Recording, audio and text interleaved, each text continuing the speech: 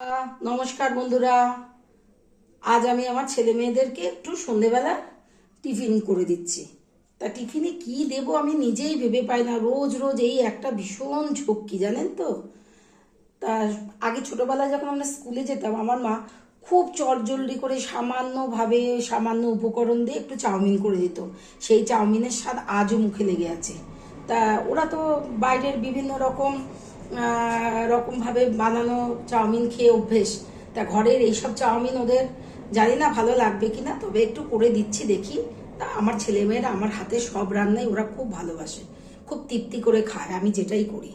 তা আজকে চাউমিনটা যে করব, তার কিছু উপকরণ নিয়েছি নিয়েছি প্রথম নিয়েছি চাউ সেদ্ধ করে নিয়েছি, আদা রসুন আর কাঁচা লঙ্কা কুচি, পেঁয়াজ কুচি, আর সেই আলু, যে আলু দিয়ে আমরা করে খেতাম ছোটবেলায়, মা করে খাওয়াতো, আর কিছুটা ডিমের ভুজিয়া। চলুন এবার এক এক করে সব কটা উপকরণ দিয়ে দেখাই।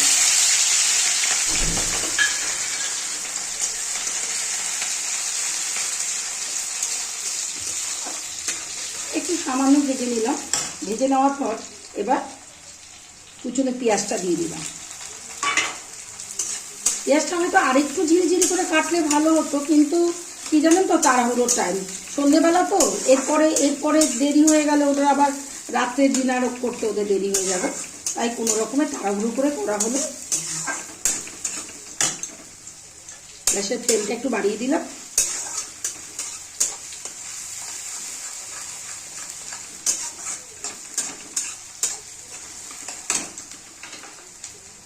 এবার কুচনো আলুটা দিয়ে দিলাম।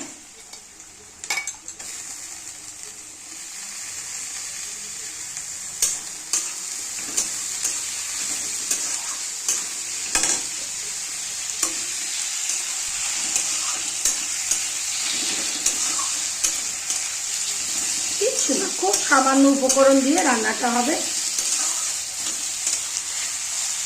বাইরের খাবারের থেকে ঘরের খাবার অনেক ভালো, বলুন। আর এখন যা চারদিকে হচ্ছে,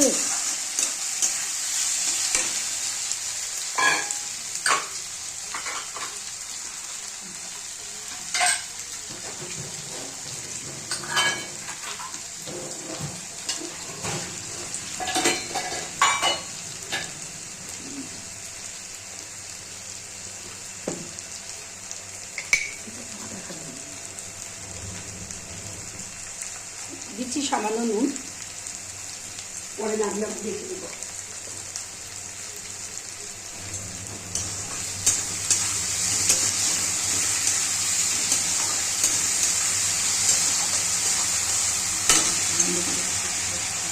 হালকা ভাজা আলুটা এবার একটু হালকা হালকা আলু পেঁয়াজটা ভাজা ভাজা হচ্ছে, আরেকটু ভাজবো। আরেকটু ভাজার পর তারপর ফাইনালি চাউ সেদ্ধটা আমি দিয়ে দেবো। দিয়ে ডিমের ভুজিটা দিয়ে ওরা এদিকে ব্যস্ত হয়ে গেছে খাওয়ার জন্য। এবার চাউমিন সেদ্ধটা দেবো।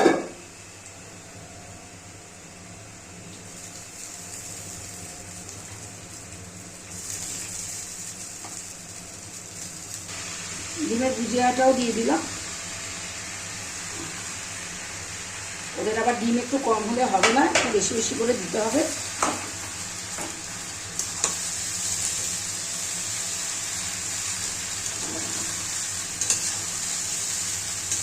এর মধ্যে অনেক কিছু দেওয়া যেত, গাজর, বিনস, ক্যাপসিকাম, কিন্তু ছেলেমেয়েরা জানেন তো, এখনকার বাচ্চা কাচ্চারা একদম সবজি খেতে চায় না। আর আমিও এটা আজকে প্রেফার করিনি। আমি আমার মা যেভাবে করে আমাদেরকে খাওয়াতো, ঠিক সেইভাবেই ওদেরকে করে দেওয়ার একটু চেষ্টা করলাম।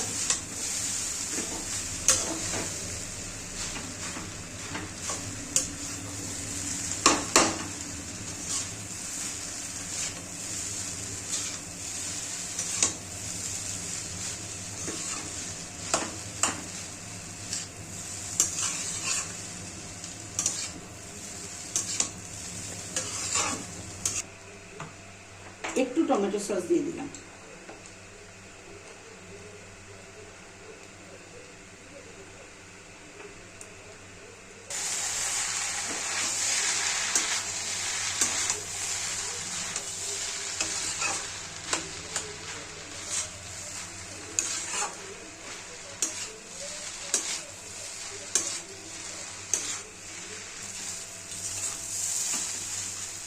মনে হয় হয়ে গেছে।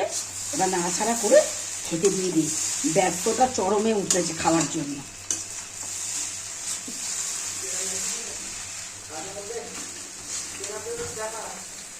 আগে ছেলেকে দিয়ে আসি, কেন আমার ছেলে ব্যস্ত হয়ে গেছে, খিদে একদম সহ্য করতে পারে না।